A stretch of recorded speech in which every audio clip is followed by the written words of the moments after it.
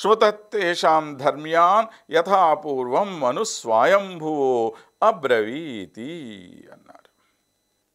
అబ్రవీత్ అని స్వయంభువ మనువు నిర్ణయించినటువంటి 8 రకాలైనటువంటి వివాహ పద్ధతులు. వీటిల్లో ఏమేమిటి 8 అంటే, 1 బ్రాహ్మీ వివాహం అన్నారు, దైవం అన్నారు, ఆర్ష పద్ధతి అన్నారు, ప్రాజాపత్యము అన్నారు, ఆశురం అన్నారు, గాంధర్వం అన్నారు, రాక్షసం అన్నారు, పైశాచం అన్నారు. 8 రకాలైనటువంటి పద్ధతులు. ఈ 8 పద్ధతుల్లో బ్రాహ్మణులైనటువంటి వారికి 4టికే అర్హత చెప్పబడి ఉంది. ఏమేమిటి? బ్రాహ్మం, దైవతం, ఆర్షం, ప్రాజాపత్యం. ఇవన్నీ దరిదాపులుగా మనకి వేద ధర్మోక్తమైనటువంటి వివాహ పద్ధతులు. ఈ పద్ధతుల్లో వివాహం చేస్తారు. ఇక తరువాత ఏమిటి అని అంటే, 1 ఆశురం, 1 గాంధర్వం అన్నారు. ఆశురం అంటే ఏమిటి పద్ధతి అంటే, బలవంతంగా అమ్మాయిని తీసుకొని పోయి వివాహం చేసుకోవటం. అది ఎవరు చేసుకోవచ్చు? క్షత్రియుడైనటువంటి వాడు చేసుకోవచ్చు. గాంధర్వ వివాహం అని ఒకటి, ఇది ఎవరు చేసుకోవచ్చు? అది కూడా క్షత్రియుడే చేసుకోవచ్చు. ఇద్దరికీ సమ్మతమై చేసుకుంటే అది గాంధర్వ వివాహం. రాక్షసం అంటే ఏంటి? అమ్మాయికి ఇక్కడ వివాహం ఇష్టం లేదు, అయినా సరే బలవంతంగా వరుడు తీసుకొని పోయి రాక్షస వివాహం చేసుకుంటాడు. పైశాచం అంటే ఏమిటి? అమ్మాయిని హింసించి మరీ వివాహం చేసుకోవటం పైశాచం. అందుకని ఈ రాక్షసం, పైశాచం ఇవి రెండింటినీ కూడా అసలు విసర్జించేయండి, ఆ పద్ధతులు వద్దు ఎవరికీను అని మరి ధర్మశాస్త్రం చెప్తోంది మనకి. పైశాచ ఆసురశ్చైవ న కర్తవ్యో కదాచన అనేక విధినా కార్య ధర్మస్య ఏషా గతి స్మృత అన్నారు. ఈ ఆసుర వివాహం ఒకటి, పైశాచ వివాహం ఒకటి, ఇవి 2 చేసుకోవద్దు అన్నారు.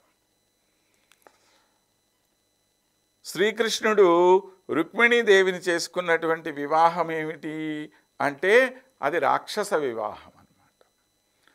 బలవంతంగా అంటే వాళ్ళ దగ్గర నుంచి తీసుకొని వెళ్ళాడు.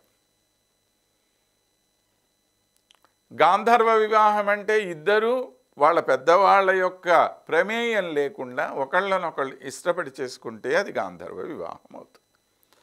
ఈ గాంధర్వ వివాహం క్షత్రియుడైనటువంటి దుష్యంతుడికైతే ఒప్పుతుంది, కానీ బ్రాహ్మణ కన్యగా ఉన్నటువంటి శకుంతలకి అది చెప్పబడి లేదు, అయినా చేసేసుకుందామె. ఇప్పుడు ఏదైతే ఆమెకి నిషేధమని చెప్పి చెప్పబడి ఉందో దాన్ని చేసుకోవటం వల్ల వచ్చినటువంటి కష్టాన్ని అనుభవించింది కూడా ఆమె.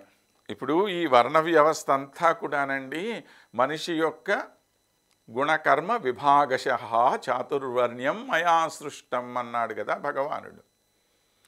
మనుషుల్లో ఉండేటువంటి వాళ్ళ యొక్క గుణాలను బట్టే కదా ఈ వర్ణ వ్యవస్థ అనేది ఏర్పడింది.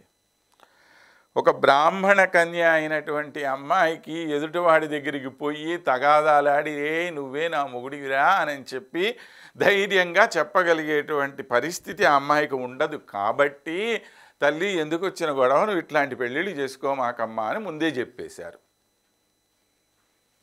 చేసుకున్నది ఈమె. ఇప్పుడు ఏమైంది? ఆ అడవి దగ్గర నుంచి ఇదిగో దుష్యంత మహారాజు గారి సభకి వెళ్ళి ఆయనతో వాదించాల్సిన పరిస్థితి ఏర్పడింది. అక్కడ గట్టిగా మాట్లాడగలిగినటువంటి ధైర్యం ఏమికుందా? లేదు. కష్టం ఎవరు పడతారు? ఈ వివాహం అయినటువంటి అమ్మాయికే కదా కష్టం వచ్చేది. కాబట్టి వారి యొక్క సౌలభ్యాన్ని దృష్టిలో పెట్టుకొని పెట్టబడినటువంటి నిషేధాలే కానీ ఇవన్నీ కూడా ఏదో వారి యొక్క స్వాతంత్రాన్ని లాగేసుకునేసి వాళ్ళని బానిసలుగా చూసేటువంటి అవసరం, అవకాశం అక్కడ ఏమాత్రం లేదు. తాను చేసినటువంటి తప్పుకు తానే ఎంతో బాధపడింది తరువాత శకుంతల.